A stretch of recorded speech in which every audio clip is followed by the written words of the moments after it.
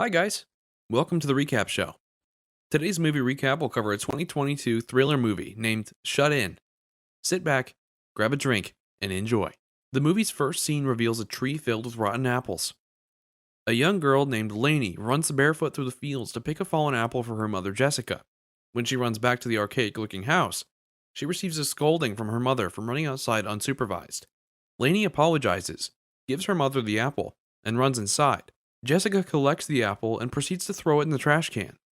Before she does so, however, Lainey tells her to eat the apple since she worked so hard to get it for her. Jessica takes a bite into the rotten apple and is interrupted by the cries of her baby boy Mason upstairs. Realizing the little man was hungry, Jessica runs to their pantry to get some baby food for her little man. When she gets it, she pets the little guy and places a call to her landlady. Unfortunately, the depressing conversation is cut short when she runs out of call credits. After the call, Jessica takes Lainey out for a bathroom break. During her bathroom break, Jessica notices a leak in her bathroom piping. She lets out the F word, which Lainey corrects immediately. By lunchtime, Lainey asks Jessica about her daddy. Jessica lies to her little girl, telling her dad was just sick and not a bad man. Luckily for Jessica, she gets the opportunity to turn the situation into a joke. She cuddles her little daughter and preps to sell some appley butter they found in the pantry.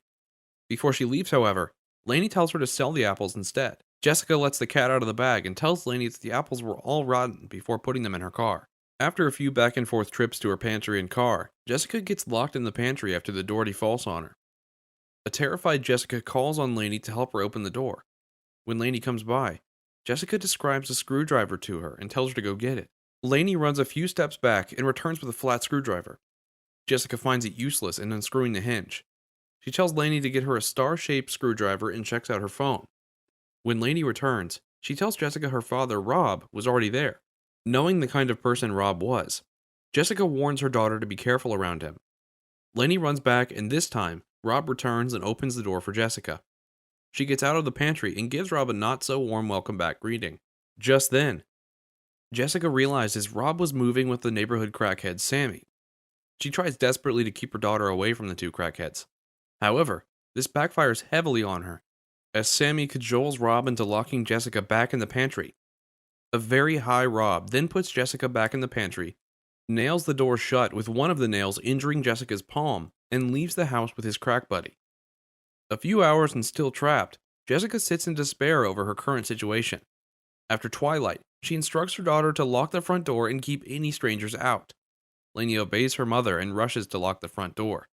When Lainey gets back, Jessica realizes Rob nailed the door with 2x4s. She then tells Lainey to go get her phone so she could call 911. Lainey returns and tells her mother she couldn't find her purse. Jessica soon realizes the gravity of the situation and tells her daughter, who is pressed, that she'd have to pee by herself this time. A scared Lainey pees herself right there and apologizes to her mother.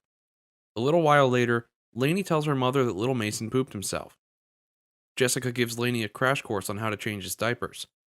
Lainey runs back upstairs and does the thing, leaving Jessica to contemplate getting out of the pantry alive. When Lainey gets hungry, Jessica gives her food to eat. When Mason gets hungry, Jessica pours him some apple butter to eat. A few hours further into the night, Lainey complains to her mother that she wasn't filled up yet and that she wanted to drink some juice. Jessica tells her to not drink too much juice and just drink water instead. Some time passes by and Jessica pees into a jar before going to sleep on the pantry floor. However, before she closes her eyes, Lainey peeps underneath the door sill and encourages her mother to get herself out of the pantry so she could be with them again. Jessica assures her baby girl that they'd be fine. A few hours later, Jessica pours in another portion of the apple butter and gives it to Lainey to feed Mason with. Then, she checks out her nail wound, notices something about the inscription on the wall, and comes up with an idea. When Mason falls asleep, Jessica instructs Lainey to bring up a couple of objects she could use to chip away the wooden floor. Lainey brings up some pretty useless objects, which annoy her mother. Jessica yells at Lainey for a little while, which causes Lainey to cry. Jessica immediately apologizes and tells Lainey her sob story, telling her not to grow up and leave her like she did her mom. After noticing the deafening silence in the room after the story, Jessica calls her daughter's name. After calling Lainey a few times, she hears the front door close. Lainey's little feet are heard running towards the door. Reaching there, she passes the flat screwdriver Rob left earlier. Jessica immediately feels a shimmer of hope and commends her daughter, who rushes upstairs to take care of her son. After chopping some wood off the floor, Jessica hears a thud on the room floor above. Lainey runs downstairs and tells her mother she dropped Mason. Jessica walks her through how to feed Mason and continues chipping her way out of the pantry. While she does so, Lainey runs down and tells Jessica Sammy was around. Jessica quickly instructs her daughter to lock herself and Mason in the room upstairs. Sammy walks to the pantry and teases Jessica, telling her about his plans on collecting his debt from Rob by taking care of his daughter Lainey. Realizing the danger her family was in, Jessica quickly offers to give Sammy the meth she found in the pantry as payment. Sammy walks back to the pantry and orders Jessica to put some of the meth under the door. Jessica, on the other hand, formulates a last-minute plan and cajoles Sammy to put his hand under the door so he collects the meth. When he puts his hand under the door, Jessica nails his hand to the floor with his screwdriver. This keeps Sammy pinned under the door so he couldn't reach Lainey and Mason upstairs. In intense pain, Sammy tries to negotiate his way out of his current position. However, Jessica leaves him there and continues working her way out of the pantry. She continues chipping away at the wooden floor while listening to the crackhead's story about how he lost hope of ever getting better. As he keeps talking, Jessica keeps getting affected by his words, as some of them were aimed at turning her back to her crackhead self. A little while later, she manages to shut him up until the power goes out. Realizing the lights were out, Lainey gets back downstairs and meets her mother, much to Jessica's disapproval. Unfortunately for Lainey, Sammy gets a hold of her and pulls her near him under the door sill. Sammy then holds Lainey hostage and demands to be set free from the screwdriver. With nothing left to lose, Jessica lights Sammy's hand on fire. This forces the predator to let go of Lainey, who immediately escapes his clutches. Upon realizing her daughter was free from the guy, Jessica puts out the fire and goes to sleep. The next day, Jessica wakes up and calls for her daughter. With Sammy's hand still pinned under the door and no response from him, Jessica flashes back to that time in the night when she almost relapsed. As she nearly snorts the meth, she finds a few $100 bills on some pages in the Bible in front of her. She stops her act and checks out a verse from Psalm 22 about true and false prophets, after which she cries a little bit and continues flipping pages through the book until she sees a list of people who were married by that same Bible. On one of the penultimate pages of the Holy Book, she finds a sticky note containing some emotional stuff about Christ. This makes Jessica tear up a little bit and throw the Bible at the wall. After calming herself down, she picks up the cross that fell and sees a fault in the pantry ceiling. She pulls out some planks, injuring herself while doing so, and tries to check on Sammy's state. After giving him a few nudges, she finds out that Sammy is knocked out cold. She then pulls the screw out of Sammy's hand and pokes it at the ceiling until it pops. A few more consistent pokes, and she pulls herself into the bathroom upstairs. Now out of captivity, Jessica rushes upstairs and finds her babies safe and gently tucked under the duvet. With a huge sigh of relief on her face, Jessica hugs her children tightly. When Lainey gets hungry again, Jessica walks downstairs with both of her kids to get them some food. She quietly walks to the pantry to check whether Sammy was okay or not. After seeing the man's knocked out state, she puts Mason in Lainey's hands and walks by herself to the pantry to get some food for her kids.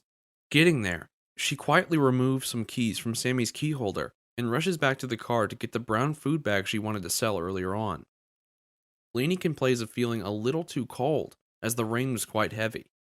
So, Jessica quickly grabs what she could and gets her children back into the house. After setting them down, she rushes back outside to get some more food for them. Unknown to her, Sammy was back up. He locks the front door and takes the children upstairs. Jessica quickly breaks her way in and sees Sammy holding her kids at knife point. She begs Sammy to release her children, but Sammy refuses to budge. Luckily, Rob arrives just in time and orders Sammy to release his kids. Sammy refuses, but at some point, Rob fires a gun in his hand, which makes Sammy release the kids ASAP. When Rob finishes off Sammy, he comes back to his family and assures them that he's taken care of Sammy already. Jessica insists on taking the children to the doctor to get them checked out.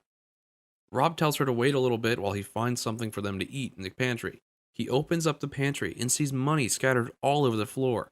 He rushes at the bills and tells Jessica that he was ready to help. Jessica tells him to get some food in their car while they stay there in the kitchen. Rob acts nice for the first time and rushes to get some food for his family. Jessica prepares some suspicious food for him and urges him to eat it when he gets back from the car. She watches him sternly as he munches on his apple butter sandwich. After eating, he heats up some heroin and injects the liquid into his arm. Rob gets his much needed high, passes the belt to Jessica, and orders her to inject the same substance into her arm while he holds her at gunpoint. Jessica tricks Rob into dropping his gun and reaches for it. Rob acts fast and gets the gun back. Jessica immediately runs upstairs and Rob follows.